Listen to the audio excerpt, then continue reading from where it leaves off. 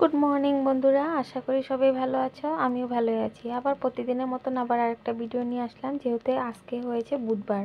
তা ভিডিওটা কিন্তু অনেকটা আগেরই ভিডিও ছিল, সেটা আমি আজকে আপলোড করতেছি। কেন কি আমি মার ঘরে ছিলাম, এতটা আমি নেটের সমস্যা ছিল, তার জন্য ভিডিওগুলো আপলোড করতে পারছিলাম না, তার জন্য বহুতটা সমস্যা হয়ে গেছিলো।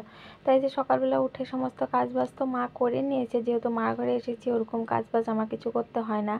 তাই যে এখন আমরা রেডি হয়ে নিলাম, এক জায়গায় যাচ্ছি। আর কই যাচ্ছি না যাচ্ছি আপনারা পুরো ব্লগটা দেখুন, তখন জানতে পারবেন। তো এটা আমার ভাই, আমরা একসাথে সবাই রেডি সেডি হয়ে এখন এখন ঘর থেকে বের হয়ে নিচ্ছিলাম। ততক্ষণে আমি ভাবছি ঠাকুরকে একটু প্রণাম করে বের হই। তা আমরা যাওয়ার মধ্যে সবাই গিয়েছিলাম, যেহেতু বাবা মা আমি ভাই আমার ছেলে সবাই গিয়েছিলাম একসাথে। তারপরে এই যে আমরা এখন রেডি সেডি হয়ে ঠাকুরকে প্রণাম করে এখন বের হয়ে গেলাম। আর গতকালকের আমার ভিডিওতে অনেক দিদিভাই আমাকে কমেন্ট করেছিল, সেই কমেন্টেরও রিপ্লাইগুলো আমি ভালো মতন দিতে পারছিলাম না। তো এটা নিয়ে আপনারা কিছু মনে করবেন না, কেন অনেকটাই নেট স্লো ছিল, তার জন্য আমি নেটে কোনো কাজই করতে পারতেছিলাম না।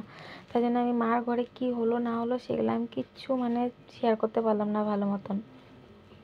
আর এটা হয়েছে একটা নারিকেলের মন্দির। আপনারা যারা যারা দেখেছেন অবশ্যই জানেন, আর যারা দেখেন নাই অবশ্যই এটা দেখে নেন। এটা হলো নারিকেলের মন্দির। এটা একটা শিব ঠাকুরের মন্দির, বহুত জাগৃত মন্দির। তারপরে এখানটা আমরা একটু নেমে নমস্কার করে নিলাম। নমস্কার করে এখন চলে গেলাম আবার সিধা গাড়িতে। তা আমরা যাচ্ছিলাম গুয়াহাটিতে, আমি আমাদের মাসির ঘরে, মাসিকে একটু দেখতে যাচ্ছিলাম। তা কি হয়েছে না হয়েছে সেটা তো এত সোশ্যাল মিডিয়াতে সব কিছু বলা যায় না। তার জন্য মাসিকে দেখতে গেছিলাম। তার দিক দিয়ে আমার ছেলে তো বমি করতেছিল, তার ছেলে বমি করতে করতে দিতেছিল, অনেকটাই নার্ভাস হয়ে গেছিলো। আর সকালে আমরা ওরকম কিছু খেয়ে বের হই নাই, তার জন্য অনেকটাই খিদা পেয়ে গেছিলো। তারপর ওই যে একটু হোটেলে নেমে কিছু একটা খেয়ে নিলাম। তা অনেকটাই রাস্তা, তার জন্য ভাবছি না একটু কিছু খেয়ে নিই। তারপরে যে আমরা এখন খেয়ে দিয়ে নিয়ে আবার গাড়িতে উঠে গেলাম। তা আমরা পিছনে ছিলাম, বাবু আর আমার বাবা সামনে সিটে বসে আছিল। তাই অনেকটাই রাস্তা ছিল, সেগুলো আর বেশিটুক শেয়ার করা গেল না।